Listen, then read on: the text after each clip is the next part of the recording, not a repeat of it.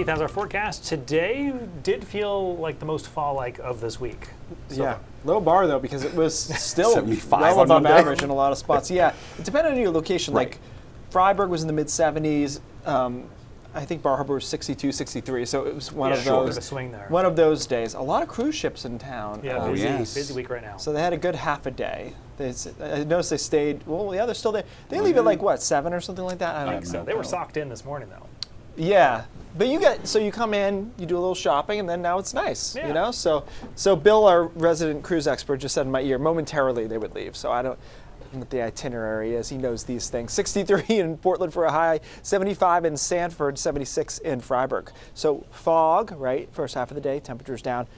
No fog, or very quickly got rid of the fog, and that was the difference in those temps. Still, even along the coast, above average for this time of the year. So that fog bank is really visible on the satellite through the middle of the day, and that's when it started to erode for most of us along the coastline, the exception being down East Maine that struggled with that a little bit longer through the day. We're all clear now for the next 45 minutes or so until sunset, and then here comes a front off to our west. That front has showers specifically in the mountains and across northern Maine, but as the front comes downhill late tonight, early tomorrow morning, I think there are fewer and fewer showers with it, to the point where it was really borderline even leaving the shower chance in the 7-day forecast.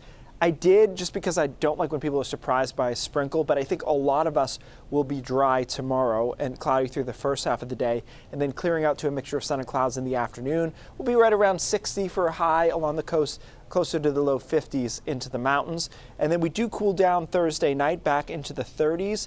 And Friday looks like a cooler day, sure, but it's nice, a lot of sunshine, mid to upper 50s. And keep in mind, that's just about average for this time of the year. We'll get a second front through here on Saturday, and that front will knock our temperatures down more substantially.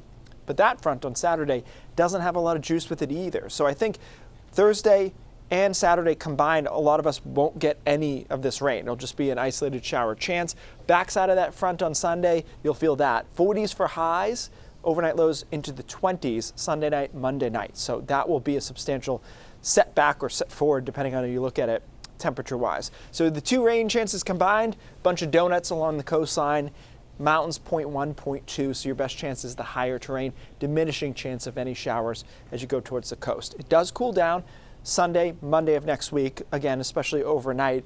But looking into mid next week, it looks pretty good around Halloween especially. Could pop down to 70 again for Halloween itself. So we'll keep an eye on that. That would be really nice. And then a front will come through and say, hey, guess what? It's November. On the back side of that, for November 1st, it will cool down, it looks like. But, you know, that's nice if you can get that mild Halloween, good for the trick-or-treating. And we've had all versions of that, right? I'm trying to remember, I could be getting this wrong, but I remember one Halloween where people were still doing like distancing, so it was probably 2020, that was also pretty mild. So it does happen sometimes, as we know. And then we know that there's some ones where it's like snowing and cold and whatever. It will definitely not be that. There is a chance we will be able to get to 70 on next Thursday, which is Halloween. Halloween. Sounds good. Yeah. All right, thanks, Keith.